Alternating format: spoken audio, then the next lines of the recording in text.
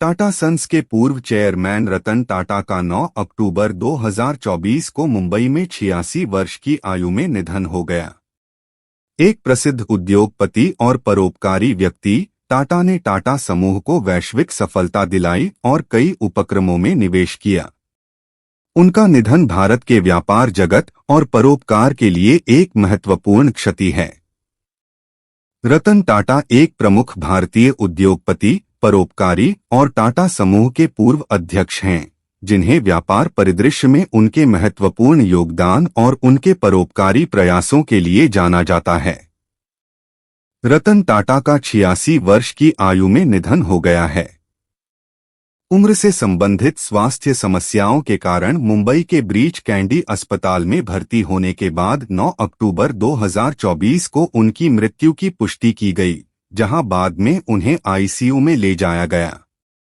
28 दिसंबर 1937 को बॉम्बे, ब्रिटिश भारत, वर्तमान मुंबई में जन्मे रतन टाटा, नवल टाटा और सूनी कमिसारीट के बेटे हैं।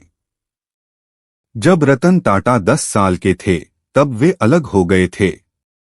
उसके बाद उन्हें जेन पेटिट पारसी अनाथालय के माध्यम से उनकी दादी नवाजबाई टाटा ने औपचारिक रूप से गोद ले लिया था। रतन टाटा का पालन पोषण उनके सौतेले भाई नोएल टाटा, नवल टाटा और सिमोन टाटा के बेटे के साथ हुआ। 84 वर्षीय इस व्यक्ति ने कैंपियन स्कूल, मुंबई, कैथेड्रल और John Connon School, Mumbai, Bishop Cotton School, Shimla और रिवरडेल कंट्री स्कूल, न्यूयॉर्क शहर में शिक्षा प्राप्त की है। वे कॉर्नेल विश्वविद्यालय और हार्वर्ड बिजनेस स्कूल के पूर्व छात्र हैं। जब जेआरडी टाटा ने 1991 में टाटा सन्स के अध्यक्ष पद से इस्तीफा दिया, तो उन्होंने रतन टाटा को अपना उत्तराधिकारी नामित किया। उन्हें कई कंपनियों के प्रमुखों से कड़े प्रतिरोध का सामना करना पड़ा, जिन्होंने अपनी अपनी कंपनियों में दशकों बिताए थे। टाटा ने सेवानिवृत्ति की आयु निर्धारित करके उनकी जगह नए लोगों को लाना शुरू किया। उन्होंने आगे यह भी अनिवार्य कर दिया कि प्रत्येक कंपनी समूह कार्यालय में रिपोर्ट करे। उनके नेतृत्व में टाटा सन्स की ओवरलैपिंग कंपनियों को एक समन्वित पूरे में सुव्यवस्थित किया गया। घर, सामान्य ज्ञान, वर्तमान जीके। रतन टाटा की जीवनी, जन्म, आयु, शिक्षा, परिवार, उत्तराधिकारी, कुल संपत्ति, पुरस्कार, सबक और अधिक। टाटा सन्स के पूर्व चेयरमैन रतन टाटा का 9 अक्टूबर 2024 को मुंबई में 86 वर्ष की आयु में निधन हो गया। एक प्रसिद्ध उद्योगपति और परोपकारी व्यक्ति, टाटा ने टाटा समूह को वैश्विक सफलता दिलाई और कई उपक्रमों में निवेश किया। उनका निधन भारत के व्यापार जगत और परोपकार के लिए एक महत्वपूर्ण क्षति है। अरफा जावेद द्वारा 10 अक्टूबर 2024, 1:25 IST। रतन टाटा की जीवनी, जन्म, आयु, शिक्षा, परिवार, उत्तराधिकारी, कुल संपत्ति और अधिक। रतन टाटा की जीवनी, जन्म, आयु, शिक्षा, परिवार, उत्तराधिकारी, कुल संपत्ति और अधिक। रतन टाटा एक प्रमुख भारतीय उद्योगपति, परोपकारी और टाटा समूह के पूर्व अध्यक्ष हैं, जिन्हें व्यापार परिदृश्य में उनके महत्वपूर्ण योगदान और उनके परोपकारी प्रयासों के लिए जाना जाता है। रतन टाटा का 86 वर्ष की आयु में निधन हो गया है। उम्र से संबंधित स्वास्थ्य समस्याओं के कारण मुंबई के ब्रीच कैंडी अस्पताल में भर्ती होने के बाद 9 अक्टूबर 2024 को उनकी मृत्यु की पुष्टि की गई, जहां बाद में उन्हें आईसीयू में ले जाया गया। संबंधित कहानियां। प्रेरणा और प्रोत्साहन के लिए रतन टाटा के शीर्ष 60+ उद्धरण। विश्व मानसिक स्वास्थ्य दिवस 2024, पुरुषों और महिलाओं के लिए सकारात्मक बने रहने और खुद को बेहतर बनाने के लिए 30+ उद्धरण। अक्टूबर 2024 में नवमी और अष्टमी कब है? सही तिथि और महत्व जानें।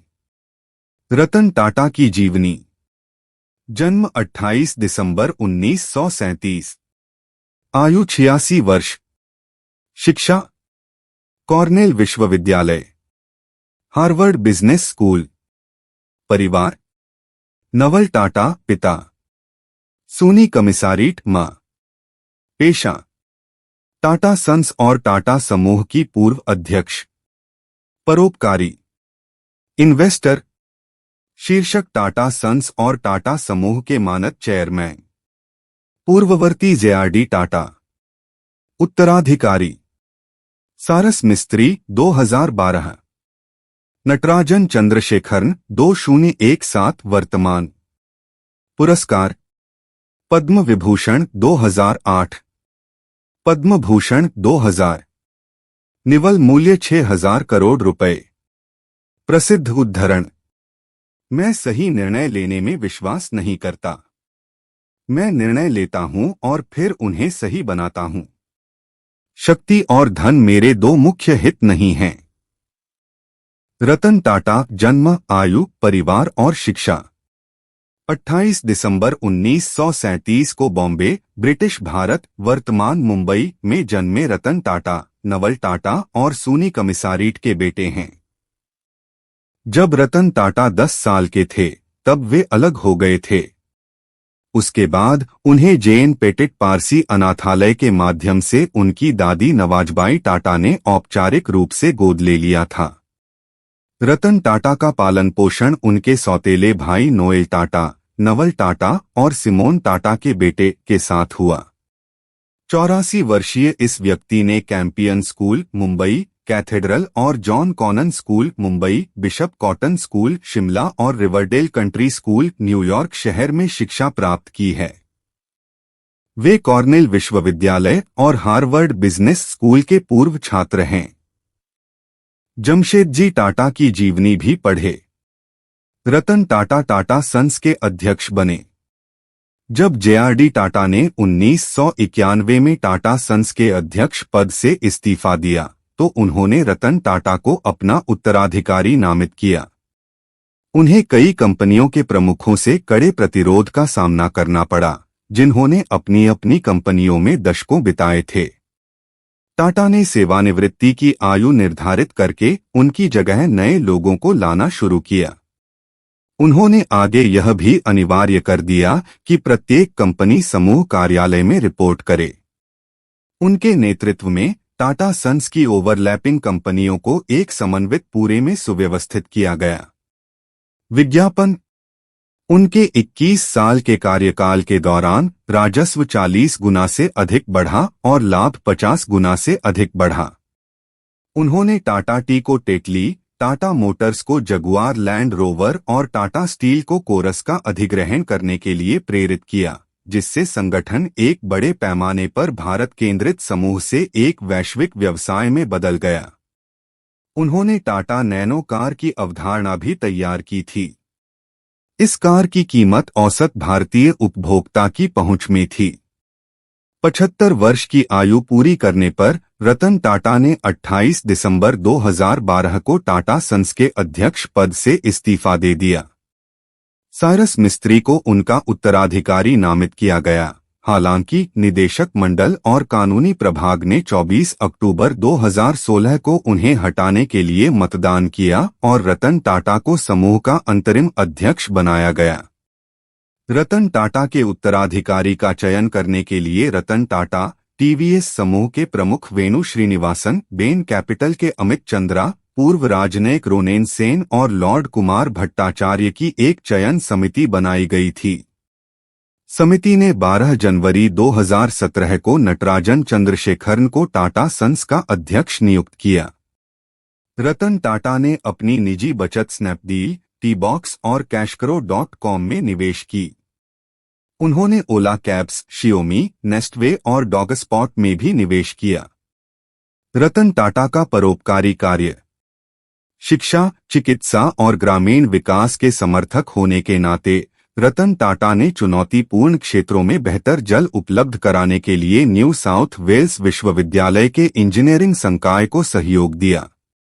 Tata education and development trust ने $28 मिलियन का टाटा स्कॉलरशिप फंड दिया है, जिससे कॉर्नेल यूनिवर्सिटी भारत के स्नातक छात्रों को वित्तीय सहायता प्रदान कर सकेगी। वार्षिक छात्रवृत्ति एक निश्चित समय में लगभग 20 छात्रों को सहायता प्रदान करेगी। टाटा समूह की कंपनियों और टाटा चैरिटीज ने 2010 में हार्वर्ड बिजनेस स्कूल (HBS) को एक कार्यकारी केंद्र के निर्माण के लिए $50 मिलियन का दान दिया था। टाटा कंसल्टेंसी सर्विसेज (TCS) ने संज्ञानात्मक प्रणालियों और स्वायत्त वाहनों पर शोध करने के लिए कार्नेगी मेलन यूनिवर्सिटी (CMU) को $35 मिलियन का दान दिया।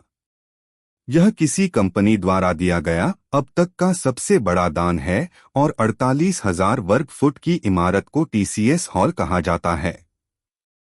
टाटा समूह ने 2014 में भारतीय प्रौद्योगिकी संस्थान बॉम्बे को $950 मिलियन का दान दिया और Tata centre for technology and design (TCTD) का गठन किया। यह संस्थान के इतिहास में अब तक प्राप्त सबसे बड़ा दान था। टाटा ट्रस्ट्स ने भारतीय विज्ञान संस्थान न्यूरोसाइंस सेंटर को अल्जाइमर रोग के कारणों के अंतर्निहित तंत्र का अध्ययन करने तथा इसके शीघ्र निदान और उपचार के लिए तरीके विकसित करने हेतु $750 मिलियन का अनुदान भी प्रदान किया। टाटा समूह ने संसाधन विवश समुदायों की चुनौतियों का समाधान करने के लिए Massachusetts institute of technology (MIT) में MIT Tata centre of technology and design की भी स्थापना की, जिसका प्रारंभिक फोकस भारत पर था। रतन टाटा की पत्नी रतन टाटा ने 2011 में कहा था, मैं 4 बार शादी करने के करीब पहुंचा, लेकिन हर बार डर के कारण या किसी न किसी कारण से मैं पीछे हट गया। लॉस एंजल्स में काम करते समय उन्हें एक लड़की से प्यार हो गया था और उन्हें भारत लौटना पड़ा क्योंकि उनके परिवार का कोई सदस्य बीमार था। लड़की के माता-पिता ने उसे भारत जाने की अनुमति नहीं दी। टाटा अपनी प्रतिबद्धता पर अड़े रहे और आज तक अविवाहित हैं। पुरस्कार। रतन टाटा को कई उल्लेखनीय पुरस्कार और सम्मान से सम्मानित किया गया। उनमें से कुछ का उल्लेख नीचे किया गया है। वर्ष, नाम, पुरस्कार देने वाला संगठन। 2000 पद्म भूषण, भारत सरकार।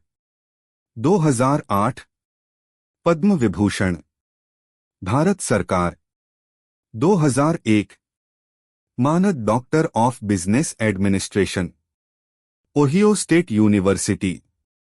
2004 ओरिएंटल रिपब्लिक ऑफ उरुग्वे का पदक, उरुग्वे सरकार। 2004 मानद डॉक्टर ऑफ टेक्नोलॉजी, एशियाई प्रौद्योगिकी संस्थान। 2005 अंतर्राष्ट्रीय विशिष्ट उपलब्धि पुरस्कार, बीनाई बीरिथ इंटरनेशनल।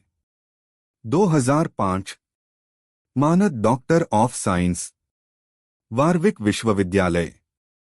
2006 मानद डॉक्टर ऑफ साइंस, भारतीय प्रौद्योगिकी संस्थान मद्रास।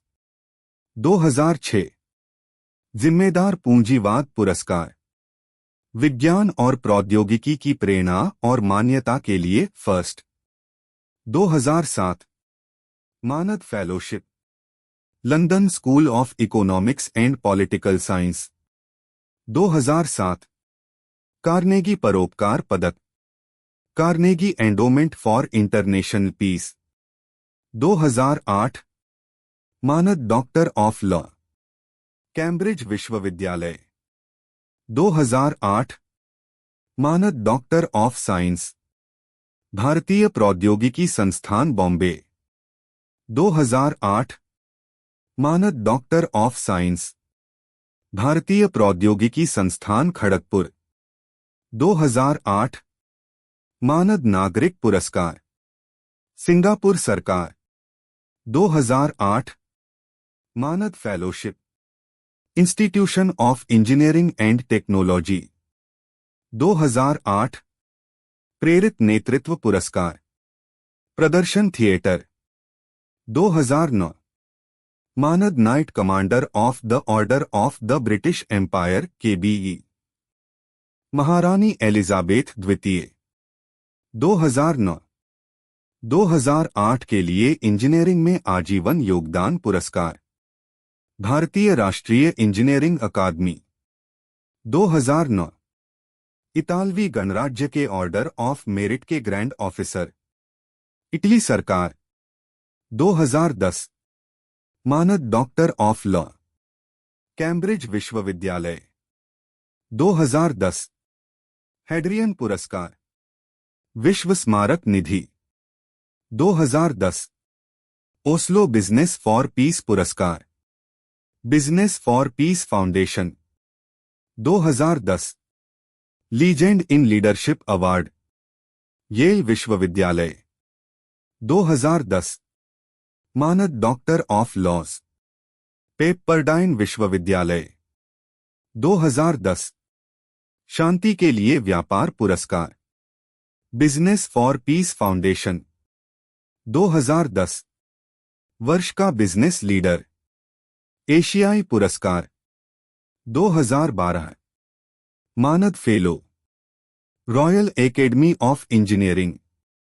2012 डॉक्टर ऑफ बिजनेस की मानद उपाधि, New South Wales University. 2012 Grand Cordon of the order of the Rising Sun, Japan सरकार। 2013 विदेशी सहयोगी, राष्ट्रीय इंजीनियरिंग अकादमी। 2013 दशक के परिवर्तनकारी नेता, भारतीय मामले भारत नेतृत्व सम्मेलन 2013। 2013 Ernst and young entrepreneur of the year life time achievement, Ernst and young. 2013 business practice के मानद डॉक्टर, कार्नेगी मेलन विश्वविद्यालय। 2014 मानद डॉक्टर ऑफ बिजनेस, सिंगापुर प्रबंधन विश्वविद्यालय। 2014 सयाजी रत्न पुरस्कार, बड़ौदा मैनेजमेंट एसोसिएशन। 2014 मानद knight grand cross of the order of the British Empire GBE, महारानी Elizabeth द्वितीय। 2014 मानद डॉक्टर ऑफ लॉज, यॉर्क विश्वविद्यालय कनाडा। 2015 ऑटोमोटिव इंजीनियरिंग के मानद डॉक्टर, क्लेमसन विश्वविद्यालय। 2015 सयाजी रत्न पुरस्कार, Baroda management association honoris causa HEC Paris. 2016 legion of honour के कमांडर, फ्रांस सरकार। 2018 मानद डॉक्टरेट, स्वानसी विश्वविद्यालय। 2021 असम वैभव, असम सरकार। रतन टाटा परिवार वृक्ष। एक जमशेदजी नुसरवानजी टाटा, भारत की सबसे बड़ी समूह कंपनी टाटा समूह के संस्थापक। उनका विवाह हीराबाई डब्बू से हुआ था। दोराबजी टाटा, जमशेदजी टाटा के बड़े बेटे और टाटा समूह के दूसरे अध्यक्ष। उनकी पत्नी मेहरबाई टाटा थीं, जो प्रसिद्ध परमाणु वैज्ञानिक होमी भाभा की मौसी थीं। 3 रतनजी टाटा, जमशेदजी टाटा के छोटे बेटे। वे गरीबी अध्ययन के अग्रणी थे। उनका विवाह नवाजबाई टाटा से हुआ था। उनकी पत्नी ने एक अनाथ नवल को गोद लिया, जो हीराबाई टाटा का पोता था, और उसे अपने बेटे की तरह पाला। 4 नवल टाटा नवाजबाई टाटा के दत्तक पुत्र। उनके जैविक पिता होरमुसजी टाटा थे। उनकी नानी हीराबाई टाटा की बहन थीं। कई टाटा कंपनियों में निदेशक, ILO सदस्य और पद्म भूषण से सम्मानित नवल टाटा के 2 विवाहों से 3 बेटे हुए। रतन टाटा, टाटा समूह के 5वें अध्यक्ष, जिमी टाटा और नोएल टाटा, ट्रेंट लिमिटेड के अध्यक्ष। 5 रतनजी दादाभाई टाटा, वे टाटा समूह की सेवा करने वाले शुरुआती दिग्गजों में से एक थे। उनके पिता दादाभाई और उनकी मां जमशेदजी टाटा, जीवनबाई भाई बहन थे।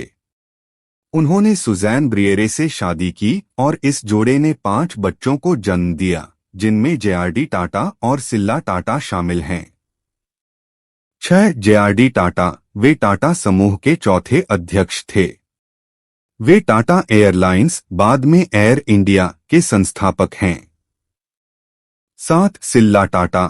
जेआरडी टाटा की बड़ी बहन की शादी भारत में पहली कपड़ा मिल के संस्थापक दिनशॉ मानेकजी पेटेट से हुई थी। उनकी भाभी रतनबाई पेटेट की शादी पाकिस्तान के संस्थापक मोहम्मद अली जिन्ना से हुई थी। जिन्ना की इकलौती संतान दीना जिन्ना की शादी नेविल नेस वाडिया से हुई थी। रतन टाटा के प्रसिद्ध उद्धरण। 1 मैं सही निर्णय लेने में विश्वास नहीं करता। मैं निर्णय लेता हूं और फिर उन्हें सही बनाता हूं। 2 अगर आप तेज चलना चाहते हैं तो अकेले चलें, लेकिन अगर आप दूर चलना चाहते हैं तो साथ चलें। 3 मैंने अक्सर महसूस किया है कि भारतीय बाघ को आजाद नहीं किया गया है। 4 लोग अभी भी मानते हैं कि वे जो पढ़ते हैं वह सच है। 5 यदि यह सार्वजनिक जांच की कसौटी पर खरा उतरता है तो इसे करें। यदि यह सार्वजनिक जांच की कसौटी पर खरा नहीं उतरता है तो इसे न करें। 6 शक्ति और धन मेरे 2 मुख्य हित नहीं हैं। 7 मैं लगातार लोगों से कहता रहा हूं कि वे दूसरों को प्रोत्साहित करें, बिना सवाल किए सवाल करें और काम करने के लिए नए विचारों, नई प्रक्रियाओं को सामने लाने में शर्मिंदा न हो। 8 कोई भी लोहे को नष्ट नहीं कर सकता, लेकिन उसका अपना जंग नष्ट कर सकता है। इसी तरह कोई भी व्यक्ति को नष्ट नहीं कर सकता, लेकिन उसकी अपनी मानसिकता नष्ट कर सकती है। 9 व्यवसायों को अपनी कंपनियों के हित से आगे बढ़कर उन समुदायों तक जाने की आवश्यकता है जिनकी वे सेवा करते हैं। 10 जीवन में उतार चढ़ाव हमें आगे बढ़ने के लिए बहुत महत्वपूर्ण है, क्योंकि ईसीजी में भी सीधी रेखा का मतलब है कि हम जीवित नहीं हैं। 11 उन मूल्यों और नैतिकताओं के अलावा जिनके अनुसार मैंने जीने की कोशिश की है, जो विरासत में अपने पीछे छोड़ना चाहता हूं, वह बहुत सरल है कि मैंने हमेशा उस बात के लिए आवाज उठाई है जिसे मैं सही मानता हूं, और मैंने जितना संभव हो सके उतना निष्पक्ष और न्यायसंगत होने की कोशिश की है। 12 मैं उन लोगों की प्रशंसा करता हूं जो बहुत सफल हैं, लेकिन अगर वह सफलता बहुत अधिक निर्दयता से हासिल की गई है तो मैं उस व्यक्ति की प्रशंसा तो कर सकता हूं, लेकिन उसका सम्मान नहीं कर सकता। 13 ऐसी कई चीजें हैं जिन्हें अगर मुझे दोबारा जीना पड़े तो शायद मैं किसी और तरीके से करूं, लेकिन मैं पीछे मुड़कर यह नहीं सोचना चाहूंगा कि मैं क्या नहीं कर पाया। 14 गंभीर मत बनो, जीवन का आनंद लो जैसा कि यह आता है। 15 मैं हमेशा भारत की भविष्य की संभावनाओं के बारे में बहुत आश्वस्त और बहुत उत्साहित रहा हूं। मुझे लगता है कि यह बहुत संभावनाओं वाला एक महान देश है। 16 आज से 100 साल बाद मुझे उम्मीद है कि टाटा समूह आज की तुलना में बहुत बड़ा होगा। इससे भी महत्वपूर्ण बात यह है कि मुझे उम्मीद है कि समूह को भारत में सर्वश्रेष्ठ माना जाएगा।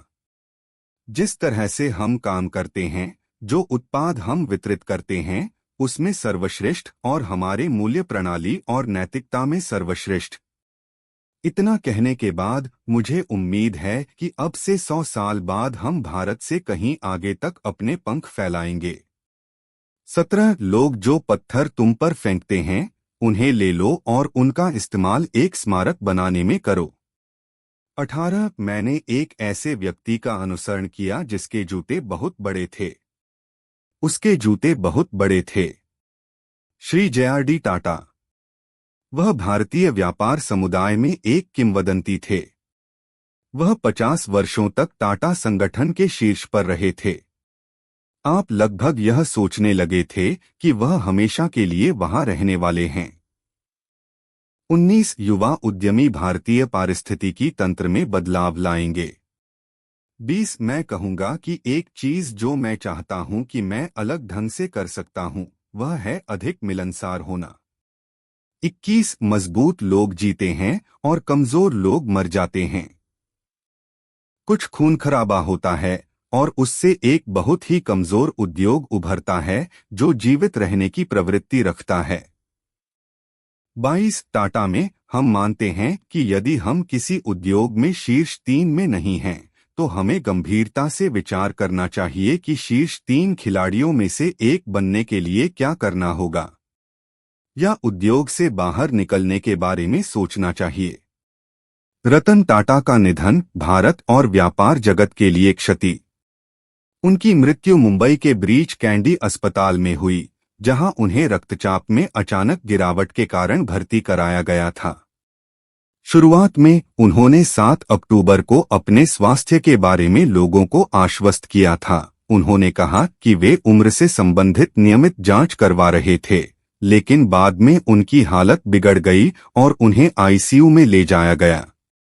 विभिन्न क्षेत्रों से श्रद्धांजलि दी गई है। उद्योगपति हर्ष गोयनका ने सोशल मीडिया पर अपनी संवेदना व्यक्त करते हुए टाटा को ईमानदारी का प्रतीक बताया और व्यवसाय और समाज दोनों पर उनके गहन प्रभाव को स्वीकार किया। रतन टाटा ने हाल ही में स्वास्थ्य संबंधी अटकलों को संबोधित करते हुए कहा था कि वह अपनी उम्र के कारण नियमित चिकित्सा जांच करवा रहे हैं।